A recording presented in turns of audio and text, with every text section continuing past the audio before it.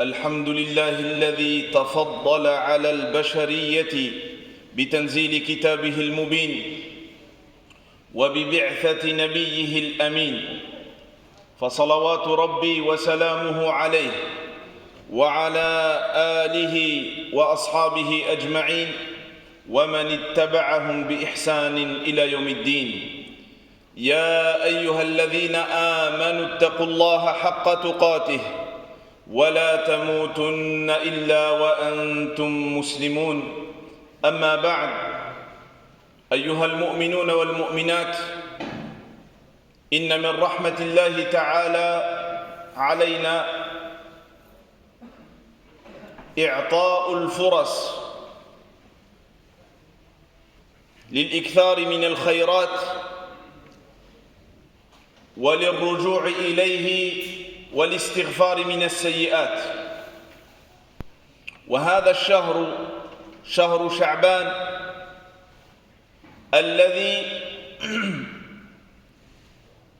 يهيئنا لرمضان هو في الحقيقة فرصة ميمونة ينبغي للمسلم أن يفقهها، فقد كان النبي صلى الله عليه وسلم يصوم فيها، كما قالت زوجته رضي الله تعالى عنها وأرضاها: لم يكن النبي صلى الله عليه وسلم يصوم في شهر أكثر من شعبان، فإنه كان يصوم شعبان كله، أي أغلبه. Chers frères, honorables sœurs, je vous exhorte ainsi que moi-même à la crainte d'Allah Azza wa Jal. Nous vivons les jours de Sha'ban, ce mois qui est là en réalité par miséricorde d'Allah pour nous aider à nous préparer au mois de Ramadan. Le mois de Ramadan, c'est le mois du changement, mais on ne pourra jamais changer si on ne s'est pas entraîné auparavant. D'ailleurs, chacun d'entre nous doit faire son bilan. Combien de fois est-ce qu'il a jeûné le mois du Ramadan? Est-ce qu'il évolue positivement ou pas? Lorsque tu viens à la mosquée pour accomplir le Jumu'ah, que tu sois imam ou non, quand tu sors de cette mosquée, il faut que tu sois devenu meilleur. Lorsque tu pries, lorsque tu jeûnes, lorsque tu accomplis le Hajj ou l'Umrah, il faut que cette adoration te rende meilleur et me rende meilleur. Sinon, il n'y a pas de différence entre nous et les gens qui font du yoga. C'est-à-dire, quand je dis cela, ça reste que de la gymnastique. Et c'est vide de tout sens. C'est vide de foi, c'est vide de spiritualité. Alors pour ne pas tomber dans cette erreur-là, Allah Azza wa Jalla nous permet, nous donne cette occasion-là. Avant ce mois, il y avait le mois de Rajab qui est un mois sacré, qui est une occasion également. Mais comment allons-nous nous préparer pour le Ramadan? Il y a deux points essentiels et je vais parler du deuxième. Je vais citer le premier brièvement. C'est le jeûne surérogatoire. Le prophète sallallahu alayhi wa sallam jeûnait énormément durant le mois de Sha'ban pour se préparer spirituellement, pour préparer l'âme et pour préparer le corps au jeûne du mois de Ramadan. Donc il est recommandé pour celui et celle qui a la force de jeûner durant ce mois-là. Et si parmi nous il y a encore des frères et notamment des sœurs qui doivent rattraper les jours de Ramadan, il faut s'empresser dans la mesure du possible de rattraper ces jours-là avant d'accomplir le jeûne surérogatoire. Mais il y a un autre point que l'on oublie souvent. Le mois du Ramadan, c'est le mois du jeûne obligatoire et c'est le mois du Coran. Et c'est de cela que nous allons parler aujourd'hui. Parce que pendant Ramadan, si Allah nous permet cela, nous allons écouter tout le Coran, ou une partie pour certains d'entre nous. Ce Coran doit nous changer. S'il ne nous change pas, ça veut dire qu'on ne s'est pas préparé. Shahru Ramadan huwa shahru siyami wa huwa shahru al-Qur'an. وغادي نجيو نصليو بإذن الله تعالى التراويح ولكن خص هذا القرآن يغيرنا. هذا القرآن غير التاريخ، غير العرب، غير البشرية، غير العرب كانوا في شر القرون إلى خير القرون. Le Coran, c'est quelque chose de grandiose. Le Coran a changé les Arabes, ce peuple que personne ne voulait coloniser, tellement ils étaient mauvais. Bien sûr, ils avaient des qualités, mais il n'était pas intéressant de les coloniser parce que c'est le désert. Et à l'époque, il n'y avait pas la découverte du pétrole. Ces gens eux-mêmes disent, nous étions les pires des gens sur terre. Et ce sont devenus les meilleurs des gens. Et leur époque est devenue la meilleure époque. Pourquoi? Parce qu'ils ont accepté le Coran. Et l'on ne pourra profiter réellement du Coran que si on l'accepte. هذا القرآن ماشي غير سنا نقراو ونديو الأجر ونصليو ونقولوا هذا الإمام مزيان، هذا المعلمة كتقرا ما شاء الله مزيانة. لا لا لا، هذا القرآن خصنا نتغيروا به. أول حاجة اللي خصنا نصحوها أن هذا القرآن لم ينزل لشقاء البشرية. شحال من واحد كي تهضر له على الإسلام يقول لك هذا الشيء صعيب، أو دي ماشي صعيب. اللي قال الإسلام صعيب هو معوج، لأن الله تعالى قال طه ما أنزلنا عليك القرآن لتشقى. La première des choses, c'est que l'on doit régler certains points quant à notre attache du Coran. Lorsque l'on parle des fois aux musulmans, par exemple, il y a le marché, il y a beaucoup de commerçants avec nous, et nous disons il y a une zakat qui est liée au commerce. Eh bien beaucoup de gens vont dire oh là là c'est dur l'islam, ce qui est dit dans le Coran, dans la sunna c'est difficile. Celui qui dit ça est malade, son cœur est malade, son âme est malade. Parce que le Coran n'est pas venu pour rendre la vie pénible, au contraire il est venu pour embellir notre vie sur terre, dans la tombe et dans l'au-delà. Et Allah a dit, parce qu'Allah nous connaît, il connaît nos faiblesses, il connaît les ruses de Satan. Il nous a prévenus dans le début de Surat Taha, en disant Taha, ma anzalna alayka al-Qur'ana litashqa. Nous ne t'avons pas envoyé, révélé ce Coran pour la pénibilité, pour que ta vie devienne difficile et pénible. Bil'aks, إذا ابتعد المسلم، إذا ابتعد العبد، إذا ابتعد الإنسان، إذا ابتعدت البشرية عن القرآن، هنا ستجد الشقاء. أول درس للبشرية بعد نزول حواء وآدم عليهما السلام من الجنة في أواخر سورة طه، فإما يأتينكم مني هدى فمن اتبع هداي فلا يضل ولا يشقى، ضمان من الله. إذا اتبعت القرآن لك الضمان من الله، لا تضل ولا تشقى، غادي تعيش مرتاح. لكن في الدنيا غادي يكون الامتحان، غادي تهز شوية، لكن غادي ترتاح. لا شقاء لك يا أخي، لا شقاء لك يا أختي، بشرط فمن اتبع هداي. خصك انت تجي مر القرآن، ما كاينش الفهمة مع القرآن. كي يقول الله هذا أمر قل سمعنا وأطعنا، فمن اتبع هداي فلا يضل ولا يشقى. ومن أعرض عن ذكري، لما بغاش القرآن، فإن له معيشة ضنكا. ها فين كاين التعب. خلقنا الله للعبادة وأنزل لنا القرآن الكريم باش نتعلموا هذه العبادة. غير نخرجوا على هدي القرآن غادي نلقاو التعب، غادي تتعب في حياتك يا أخي. علاش راك تعبان؟ لأنك تركت القرآن، أعرضت عن القرآن. راكم قريتوا سورة طه، سورة الكهف اليوم عفوا. الخضر وموسى كان عندهم واحد القصد، واحد المكان خصهم يوصلوا له. غير فاتوا ذاك المكان وجدوا التعب. فلما جاوز، غير فاتوا ذاك المكان، واش قالوا؟ آتنا غداءنا لقد لقينا من سفرنا هذا نصبا. Allah Azza wa Jal nous dit dans la fin de Surat Taha, et il s'agit du premier dars, pour l'humanité après que Adam et Hawa soient descendus du paradis. فَإِمَّا يَأْتِيَنَّكُم مِّنِّي هُدًى.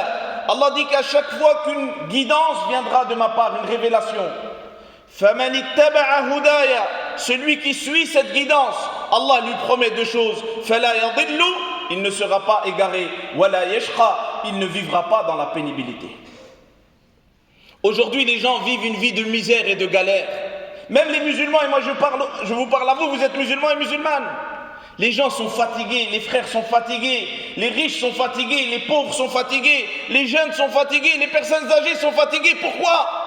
Parce que nous, les musulmans, on ne veut pas vivre avec le Coran. On veut le Coran que quand on vient à la mosquée, salam alaikum, alaikum salam, dès qu'on sort, on ne vit plus sur le Coran. فَمَنِ اتَّبَعَ هُدَايَ فَلَا يَضِلُّ وَلَا يَشْقَى. فَمَنِ اتَّبَعَ هُدَايَ, c'est celui qui suit. Et l'ittiba', littéralement en arabe, quand on dit l'ittiba', dans la majorité des cas, c'est que tu es derrière. C'est-à-dire, il faut qu'on purifie nos âmes et qu'on soigne nos cœurs lorsqu'on entend qu'Allah a dit qu'il a ordonné une chose et que cette ayah n'est pas abrogée, on doit l'accepter. On doit l'accepter. On ne doit pas être au-dessus du Coran. Aujourd'hui, beaucoup de musulmans, lorsqu'on dit voilà ce qu'a dit Allah, ils disent oui, mais ah ouais, mais ça c'est trop dur. Ah ouais, mais ça c'est pas possible à notre époque. Ouais, mais ça c'est plus faisable. Ça c'était avant. Donc toi, tu ne suis pas le Coran. Donc tu vas vivre la pénibilité sur terre. Allah t'a dit, à toi mon frère et à moi et à toi ma soeur, que pour tes parents, tu ne dois pas dire ouf. Ça c'est le Coran. Maintenant, si tu suis le Coran, tu ne diras pas ouf. Tu seras à leur service. Qu'est-ce qui va se passer? Tu vas vivre une vie sans pénibilité. Mais si tu ne suis pas le Coran, si tu dis ouf et tu insultes et quand tu es avec ta femme, tu dis Ya Rabbi que les vieux meurent, qu'est-ce qui va se passer? Uqsimu billah. Et nous le voyons tous les jours, nous allons chez les gens. Les gens nous demandent de venir chez eux régler les problèmes. Wallahi al-azim. Que ceux qui n'ont pas pris soin de leurs parents vivent l'enfer avant l'enfer. Des hommes de 40 ans vivent l'enfer avec un gamin de 15 ans qui ne sait même pas prendre sa douche convenablement. Ce jeune va te faire vivre le calvaire. Pourquoi? Parce que toi, tu n'as pas accepté le Coran. Tu es musulman. Allah a dit, tu ne dis pas ouf à tes parents, tu ne dis pas ouf à tes parents. La deuxième catégorie de gens, c'est ceux qui vont se détourner du Coran. Ceux qui ne vont pas le lire, ceux qui ne vont pas l'appliquer. Ceux-là auront, ce n'est pas une vie, ils vont vivre l'enfer. Ils vont vivre comme du bétail.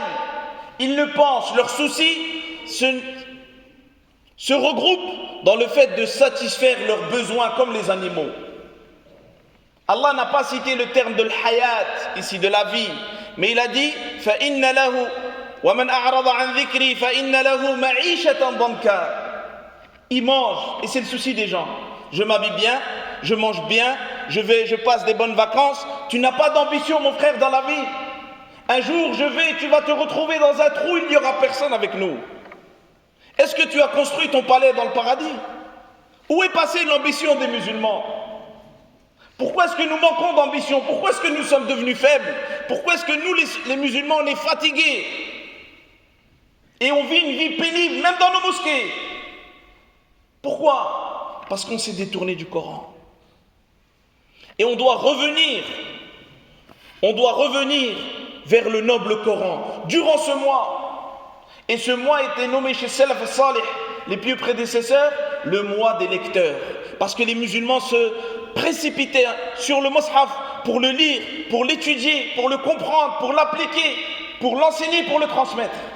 وهذا الشهر لقبه السلف الصالح بشهر القراء. علاش؟ لأن المسلمين كانوا كيتكبوا على المصاحف، تيقراوا القرآن، تيبغيو يفهموا القرآن، يسألون العلماء باش يطبقوا هذا القرآن ليخرجوا من الشقاء إلى الراحة ليخرجوا من الشقاء إلى الراحة.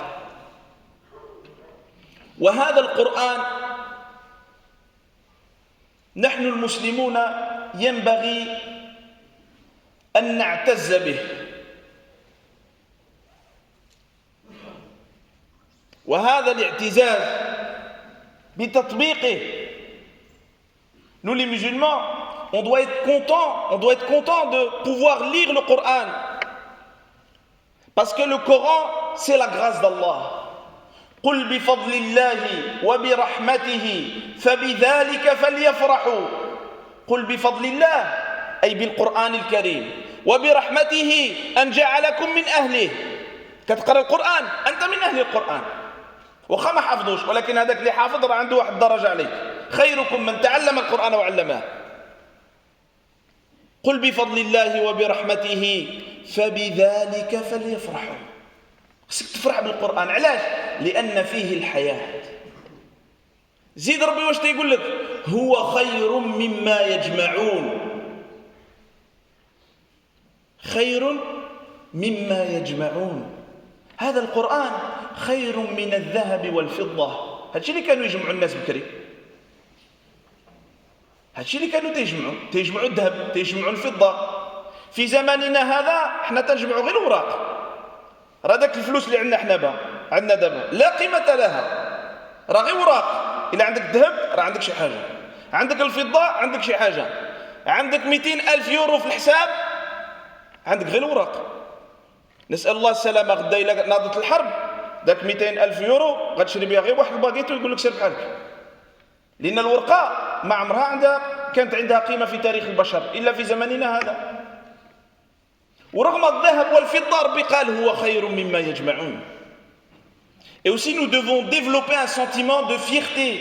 Nous devons être contents d'avoir accès au Coran. Allah Azza wa Jalla nous dit dans une ayah du noble Coran, قل بفضل الله وبرحمته. Dis au Muhammad, par la grâce d'Allah et sa miséricorde. La grâce d'Allah, les exégètes ont dit, c'est le noble Coran. Et sa miséricorde, la miséricorde d'Allah, c'est quoi ici? C'est que tu fais et je fais partie des gens du Coran. Ahlul Qur'an. Ce sont ceux qui le lisent. Ce sont ceux qui l'apprennent. Ils ne sont pas tous au même niveau, attention. Mais tout le monde, par la miséricorde d'Allah, dès que tu lis le Coran, tu fais partie des gens du Coran. قل بفضل الله وبرحمته. Allah dit فبذلك فليفرحوا. Voilà, de ce noble Coran, c'est de cela qu'ils doivent se réjouir. Pourquoi est-ce qu'on doit se réjouir du noble Coran? Parce que c'est un accès gratuit au bonheur dans ce bas monde, au bonheur dans la tombe et au bonheur à l'accès au paradis. Si on te donne 1000 euros, si on me les donne aussi, je serai content. Tu dirais avec 1000 euros, je vais acheter ça et ça et ça. Mais avec le Coran, tu achètes le paradis et tu achètes le paradis terrestre. Mais Allah finit cette ayah en disant une chose qui nous interpelle. Il dit, en parlant du Coran, Huwa khayrun mimma yajma'un. Le noble Coran est meilleur que ce qu'ils amassent. Autrefois, les exégètes du noble Coran ont dit ici, le Coran est meilleur que ce qu'amassent les gens. Les gens autrefois amassaient quoi? De l'or et de l'argent. Parce que dans l'histoire de l'humanité, la monnaie était toujours dans l'or et dans l'argent. Parce que l'or et l'argent ont de la valeur. À notre époque, on se bat, on ramasse du papier ou des chiffres. Le papier, si tu as 200 000 euros sous ton matelas ou dans ta banque, est-ce que tu as quelque chose? Ça n'a pas de valeur. Ça a de la valeur aujourd'hui parce qu'il y a des gérants qui se sont mis d'accord pour dire nous on va garder l'or et on va donner à la masse des gens du papier. Et sur ce papier on va écrire 500, 200, 100 et les gens vont se battre pour ça et nous on aura l'or. Vous avez vu avec l'inflation, la crise, l'or ça augmente, le papier ça descend. Si tu as 200 000 euros dans la banque, tu crois que tu as quelque chose? Tu as du papier. Et si demain il y a un crash boursier, tu vas acheter une pizza. Tu ne pourras même pas acheter une boisson. Et ça, c'est arrivé dans l'histoire de l'humanité. Allah nous dit que ce Coran, c'est meilleur que l'or et l'argent. Alors que dire des papiers que nous ramassons nous? C'est pour cela que je vous invite solennellement, durant ce mois, à renforcer notre relation avec le Coran. Celui qui ne sait pas lire l'arabe, qu'il apprenne. Il y a des gens, il y a des professeurs particuliers, en un mois, ils t'apprennent à lire l'arabe. Il y a des cours à la mosquée, il y a des cours dans des instituts, il y a des imams qui ont mis des cours gratuits sur Internet. Il ne faut pas dire oui, l'arabe, ce n'est pas important. Si. Toi qui dis ça, si demain je te dis tu vas à Dubaï, tu gagnes 5 000 euros par mois, il faut qu'en un mois tu apprennes l'arabe, Wallah que tu vas apprendre l'arabe. Jour et nuit, tu vas prendre des cours et tu vas apprendre l'arabe. Pour 5 000 euros, pour du papier. Allah a dit wa khayrun mimma yajma'un. Mais en plus de la lecture, nous devons renouveler cela en nous, les hommes, les femmes, les jeunes, les moins jeunes. Le Coran, le noble Coran, a été révélé pour que nous on change. Il ne faut pas juste le lire dans la prière, ou quand on se marie, ou quand il y a un mort dans la famille. Non, ce n'est pas suffisant. Il faut que tous les jours, moi, je vive selon le Coran. Dans ma relation avec Allah et dans ma relation avec les gens. C'est ça être le serviteur d'Allah. C'est que tu n'as pas le choix. Tu ne te comportes pas avec les gens comme toi tu veux, mais tu te comportes avec les gens comme Allah te l'a ordonné dans le noble Coran. Et cette manière qu'Allah t'a ordonnée, c'est la meilleure de toutes les manières. أقول قولي هذا وأستغفر الله لي ولكم ولسائر المسلمين من كل ذنب فاستغفروه إنه هو الغفور الرحيم.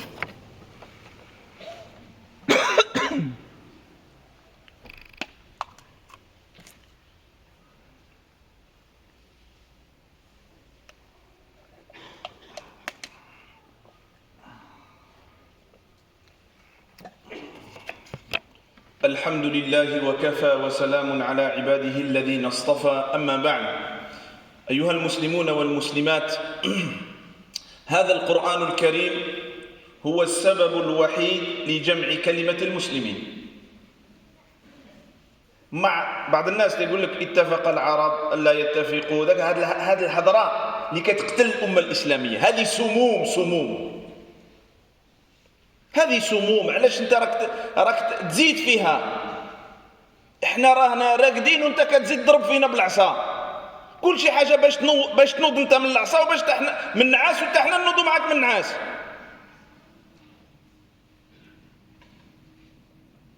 يقول الحق تبارك وتعالى واعتصموا بحبل الله جميعا ولا تفرقوا. راه ما عندناش حل المسلمين باش نتجمعوا ولو في هذا البلد ولو في هذا المسجد في هذه المدينة.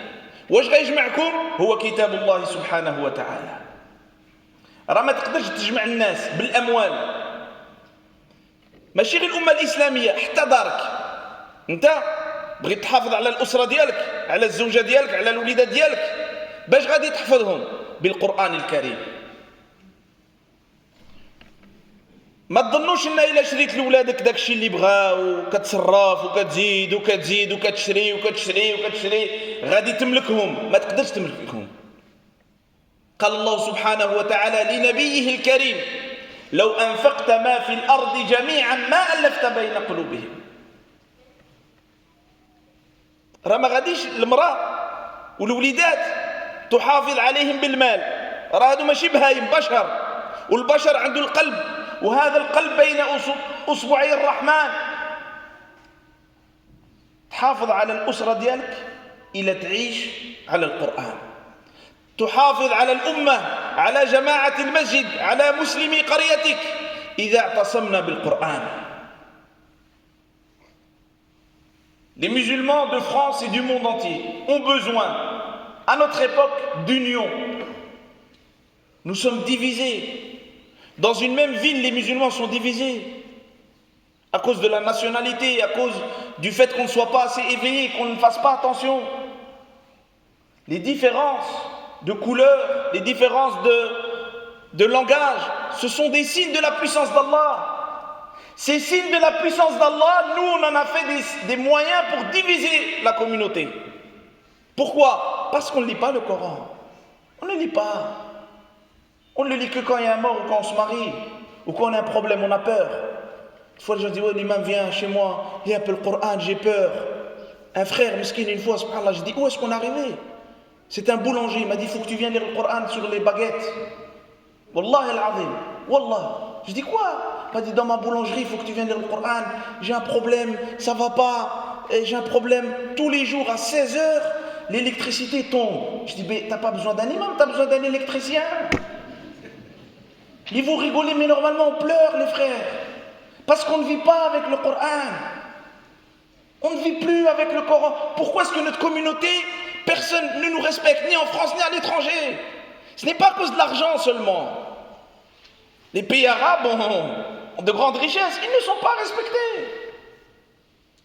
Ils ne sont pas unis. Parce qu'on s'est écarté du Coran. Allah a dit wa'tasimu.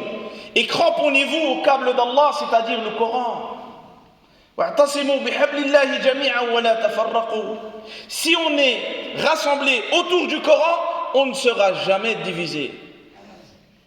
Ça, c'est valable pour la communauté musulmane de l'Aulnay-sous-Bois, pour la communauté musulmane de France, d'Europe, dans le monde entier. Mais c'est aussi valable, chers frères, honorables sœurs, et nous finissons là-dessus, pour ma famille et la vôtre. Vous savez qu'aujourd'hui, la famille est en danger. Pour préserver la famille, comment est-ce que tu veux préserver ta famille, tes enfants? Tu veux qu'ils grandissent autour de toi? Tu rêves, ma sœur, que quand ton fils se marie, il ne t'oublie pas? Tu rêves, mon frère, que quand ta fille se marie, elle ne t'oublie pas? Ce n'est pas en l'achetant avec des cadeaux. Parce qu'Allah a dit, même au prophète sallallahu alayhi wa sallam, si tu dépenserais tous les biens de ce monde, tu ne pourrais pas unir entre eux. Mais c'est Allah qui a uni entre ces Arabes qui se faisaient la guerre pour tout et n'importe quoi. Mais quel est le moyen d'union? C'est le noble Coran.